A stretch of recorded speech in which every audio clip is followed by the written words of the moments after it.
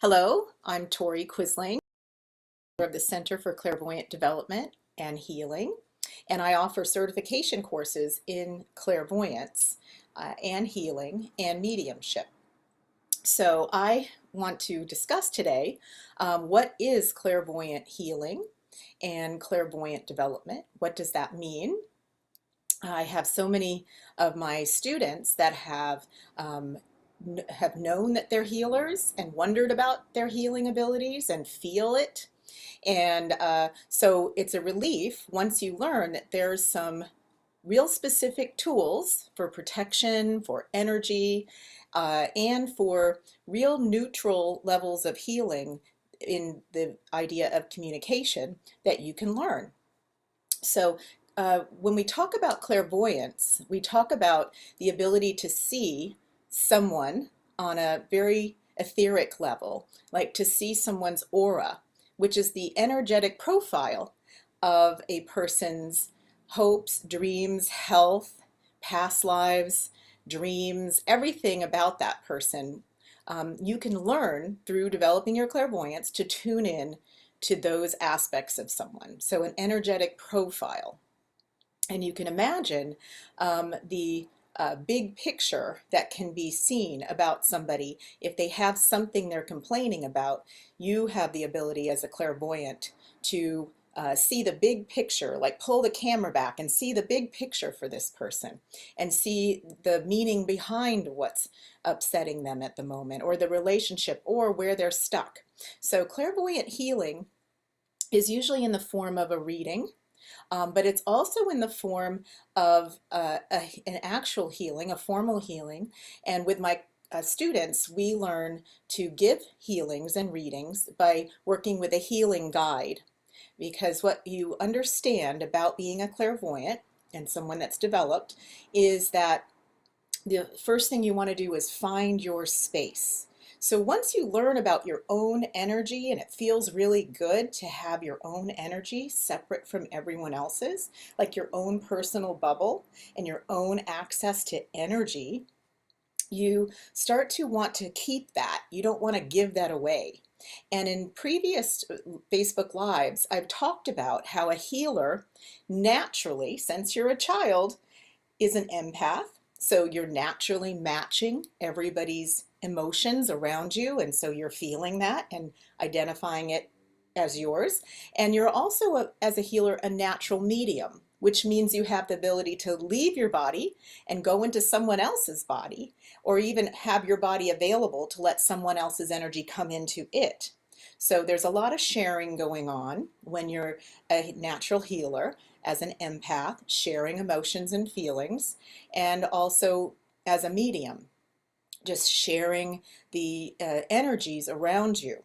So once you learn, as you train in clairvoyance, to find your space, you want to keep it. You don't want to lose your space.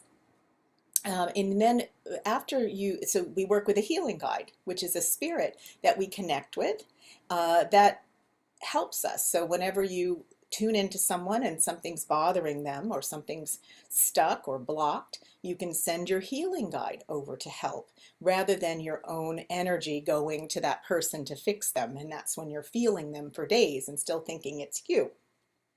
So hopefully I've got people watching. Sometimes I'm not sure how I work the comments, but oh, good. Hello.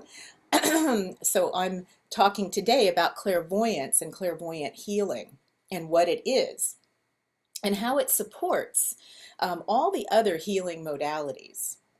Um, what I've found is that people that have come to me for readings and healings and classes are natural healers, so they've been reaching out in the world to see how they can use their healing skills.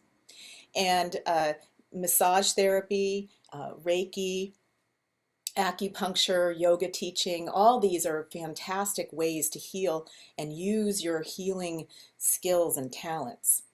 But what we find is that if you're naturally empathic and matching everybody, and you're naturally a medium and taking on everyone's energy, you can get exhausted from those healing modalities. And so I like to train people in clairvoyance because a clairvoyant practitioner is someone that understands energy and someone that understands the fundamentals of all the different aspects of our spirit and body experience. So if someone's stomach is bothering them and they haven't been sleeping, as a clairvoyant practitioner, hey Loretta, as a clairvoyant practitioner, you learn to tune in and we learn to really work with our reading screen. So instead of feeling their stomach issue or empathizing over their lack of sleep and feeling it in our body and worrying about it for them, as a clairvoyant practitioner, we know to find our space and immediately come up to the forehead, the sixth chakra, and tune into that person, especially at that chakra. And as a clairvoyant trained practitioner, you would know that that chakra at the third, the stomach, um, is where we sleep from, where as a spirit we leave the body and where we come back in the morning, and where we remember our dreams. And so then we would plug in our healing guide, communicate about what we see, and send our guide to help heal what's going on in their dream space, their sleep, and what's attached into their stomach, what's blocked. So a clairvoyant reading and healing can also include all the things you've learned in other healing modalities. It's just that you get to come up here and see what's really going on and decide what kind of healing you'd like to provide for that person. So I always say clairvoyant healing, clairvoyant development is like getting a light in your forehead so you can see into your doctor bag and see all the ways that you can help somebody, but you have more clarity and more confidence and certainty as an energetic healer. So the what we learn as a clairvoyant is that find your space. You want to be grounded around people, and especially if you're entering into a healing event, which is an energy exchange. Um, so you want to be able to really have like your aura around you. So you want to know what your aura feels like. You want to know what your grounding feels like. So when you practice to become a clairvoyant practitioner, you really start to, you want to establish your own space first before you start sitting with somebody and naturally taking on their energy. You really want to know what your energy is first and understanding your own protection and how your energy feels to you. And then you also want to be able to have access to your reading screen, which is this part of you that everybody has. It's right out in front of your forehead.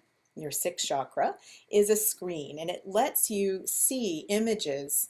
It lets you see colors, and it lets you see whatever you're curious about. It will do that. And what's great about the reading screen is you don't have to have the person in the room with you.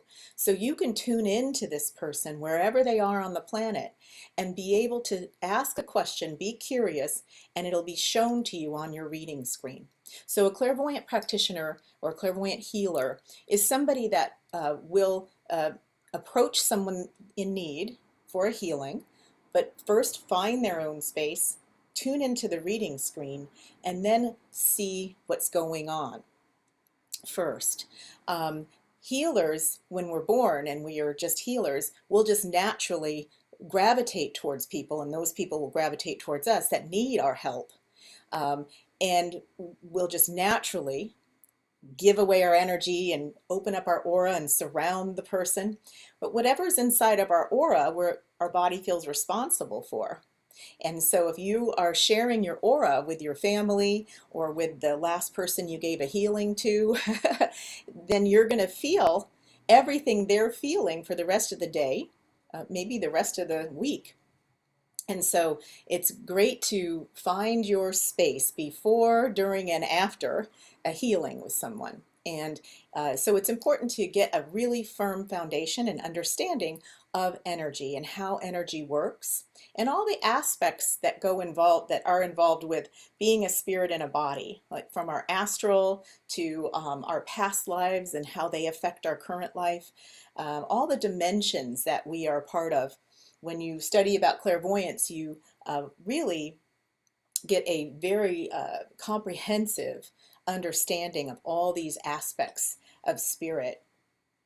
Uh, what I'd like to do today is to help you to be in a place where you can instantly find your space, and we'll just do a quick meditation to find your, and also come in and tune into your reading screen. That'll help you so that you don't stay down in the lower chakras. And when we know that we're in the lower areas is when we're using a language like I'm feeling your pain, I'm sensing it, I'm picking it up. When we use that language around people and around people we're helping, you are literally doing that. You're picking up their pain and then taking it with you. And then you wonder why you just feel kind of crummy that night, or you're still thinking about the person. Um, because I've had some people write to me that said that they became a Reiki practitioner and were very excited about their new skill, and then they joined a mediumship circle where they sat with people and just let all the spirits come in. Um, they didn't necessarily learn how to protect their aura or even understand how their own energy works yet, and they're finding that they're still thinking about the spirits that they connected with. They're worrying about the person that they were helping. And it gets overwhelming, and that's totally understandable. So luckily I trained 33 years ago at the Berkeley Psychic Institute because I was like that. I was just taking on everybody's energy and feeling bad from it. And I learned these tools about 33 years ago. And so it's as a shy, sensitive person, healer, to be able to give healings and speak and be a teacher much easier. um, the meditation that I'd like to show you today is just an introduction to the most powerful thing we have, as is to be a body of glass. And it's a very ancient tool. It's called body of glass. And when we think about being a body of glass, where we're actually invisible, that means we're just in pure flow. There's no emotions in our bodies that we identify with, like I'm an upset person, or I'm a picky person, or I'm a person who gets upset when, we have all these things that we say about ourselves. And um, we want to be so neutral that we're just a body of glass or just a presence. And so this can really come in handy if you're in a group of people in a meeting and there's some conflict. You can just simply shift into a body of glass where you're just a pure observer, completely neutral, no opinion about anything. And then at that point, you can just set your idea to what you would like to bring into the room, like peace, joy, clarity, whatever your presence would like to be standing for. What would you like to bring to this situation right now? And you can be a body of glass as an action to something you're worrying about. Maybe something happened in a relationship and you're thinking about it, ruminating. You can go into a body of glass and just be a presence and a witness and be like a conduit to just bring in peace, bring in light, so that you're not so sticky. You don't have all these, if somebody says something, it lights you up, we say. You lose all your reactivity and just become a presence instead of a personality. You just want to see, who am I just as a spirit having a human experience without any former opinions and ways of being, personality.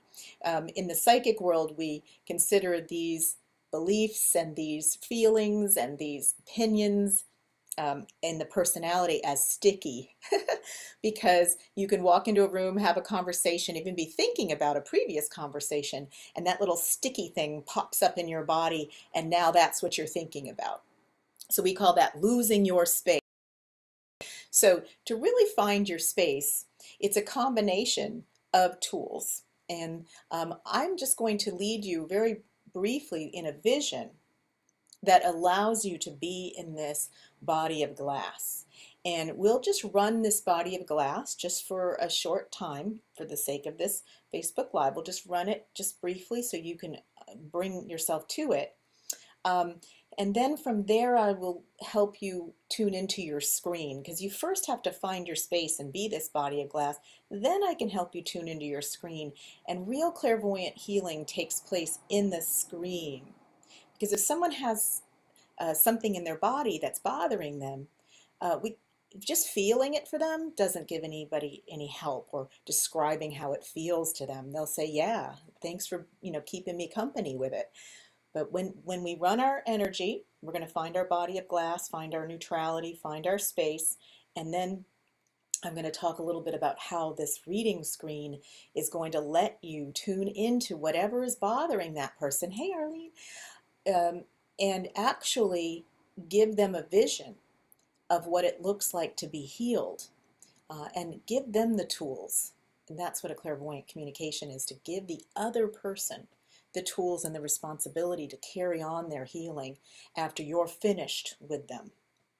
Okay, everybody has this ability, so I'm going to have you just close your eyes. And I know we're on Facebook Live at 12 o'clock on a Friday, so wherever you are, if you can't do it, that's okay. You can just listen to how I'm doing it and imagine it. If you have to kind of keep your eyes open, you're in your office or something. But I want you just to notice that when you do close your eyes, are you relaxed when your eyes are closed?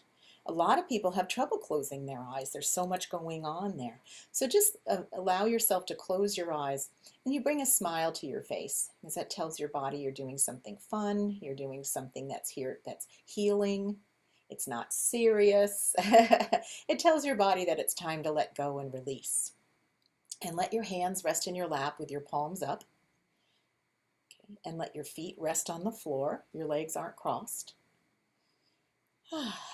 And then just notice at the base of your spine, we call it the root chakra, you're connected by a long hollow cord into the center of the earth, just in your imagination. Center of the earth is 100% gravity, so it's pulling anything out of your body. It's creating some security for you.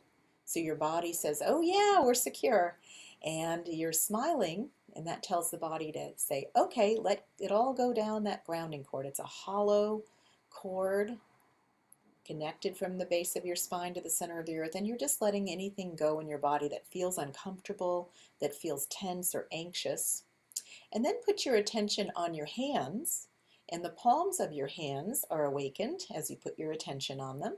And imagine there's some beautiful fountains, one coming out of each hand, and you can make them rainbow, you can make them your favorite color, but just let these fountains come streaming out of your hands.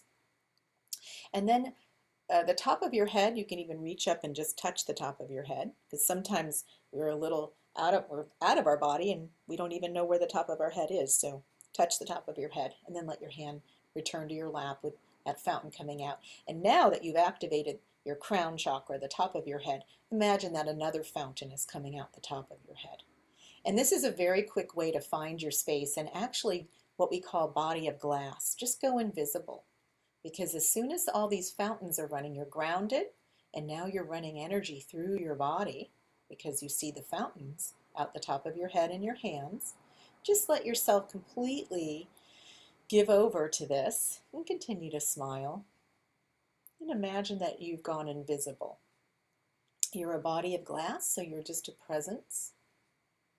Anything that is popping into your mind is just getting washed away in the fountain out the top of your head.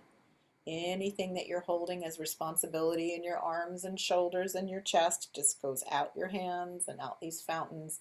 And then anything coming out through the fountains, it all comes back down and goes down your grounding cord. It's a beautiful flow that you're experiencing. And this is one way that we find our space. And then from here, you just imagine you have just your own bubble of light surrounding you. And inside this bubble of light is this beautiful flow. And you just let yourself go into what's called a body of glass. I like to think of the Cheshire Cat, just leaving the smile behind but going invisible. And you can picture yourself sitting in a meeting or sitting in a place where it might be unpleasant or uncomfortable, and you can just let yourself go into a complete neutral, invisible space. You have no opinion about anything. You're not sticky. I even use this if I'm driving. I'll keep my eyes open, of course, but if a motorist is angry with me, I'll just say, oops, body of glass, so that their anger, if I pulled out too soon or I didn't do the right move with my car, and people honk or something, then I can just let their anger go through me. You become a body of glass and nothing sticks. You don't get lit up, as we say. Now, this is an example of finding your space. And when you practice this frequently, you have a very good idea of who you are and what your own energy feels like. So that when somebody else that you encounter um, has an exchange with you, either a healing or a communication exchange, you'll know, hey, that's not my energy, that was their energy, or it's just foreign, it's not mine. You get to know what your energy feels like. And you can do this body of glass just by thinking body of glass, seeing the fountains, and just imagining that you're grounded, because you are grounded. So remembering that you're grounded, you're connected to the center of the earth, and your security is complete. Now, you can just imagine a gold sun above your head, and you can reach up and just let it come in and fill you up, and then open your eyes. We always use a gold sun whenever we do any energy healing work. So once you have cleared yourself of any of your personality, anything that bothers you or you define yourself with, then what happens is you found your space and you have your aura pulled in. And so you're only responsible for yourself. And that way you can communicate to another person much easier. They can hear you, you can hear them, you're not in each other's space. And this includes if you're communicating with spirits, disembodied spirits that don't have a body here. We communicate much better when we have our own space and their spirit easily speak with us. Our clairaudience increases quite a bit. Yeah, so with your reading screen, what's really powerful, and you can just close your eyes and touch your forehead and just know there's a screen out in front of you. Your reading screen actually has coordinates on it, its own little grid, and you can tune into a person that way. Sometimes you'll use their name, or just someone will tell you there's this person I want you to tune into. It does help to have their name, but you can find them. And then you can even ask a question about, let's say something's bothering them in their head. You can tune into whatever color you see in their head, whatever's happening in their head. And you can use clairvoyant healing on a very high level. In fact, they've done studies at very high-end universities on clairvoyant. Power of visualizing something in your body and destroying it. So let's say that you are diagnosed with a tumor somewhere in your body. You can visualize the tumor out on your screen, and then you can use a laser and blow it up. And you do it over and over, and we find that once whatever's done to your screen, your body's responding. And so doctors have found that there's a whole change in the x-ray after this person's consistently over and over blown up the tumor, the image of the tumor, and replaced it with healthy tissue. So there's many, many things we can do with clairvoyant healing as you get more and more advanced and more educated and certain about it. So clairvoyant healing is what I like to call like you're at the bridge of the ship, you're the captain of the ship, and you have all different healing tools available to you. And what happens is when you come up here and you start to access these high-level tools, then you can use all the tools you've learned in all the different modalities, but you have a commanding understanding of what's going on, the big picture, and you learn to communicate in a way that's offering a vision and offering a healing to others. So I really appreciate everybody that's joined me today. And I just want to leave you with some information. I have classes on clairvoyant development. You can experience them on Tuesday nights. That's all levels. And we practice these tools and different topics to make it interesting. I'm a teacher, so I have a master's in education, so I always teach with some focus and a lesson. And then my certification courses take place on Tuesday mornings and Saturday mornings, um, and some evenings. And you get to learn with a one-on-one with me, and then you learn with a small group. And then I have my reading and healing clinics every Tuesday and Saturday. And when you come and get a reading with me, or you come to a workshop, you can become one of our student readees in our healing and reading clinic. And that's on Tuesday mornings and Saturdays. So, and everyone can join online or in person. All right, so I appreciate everyone saying hello and learning more about clairvoyant healing. And I encourage you to send me questions and anything that you're curious about when it comes to psychic development, clairvoyant development, healing. All right, and yay! Oh, good, Loretta. I'm glad that the meditation helped. Good. And so I'll leave you with that tool, Body of Glass. And I hope to see you um, either online or in person, or again on my Facebook Live. And like I said, I welcome all different questions. I do this on Tuesdays too on my other page, but every Friday at 12 for healers. All right, thank you. Have a great Friday and a great weekend. And I'll see you next time.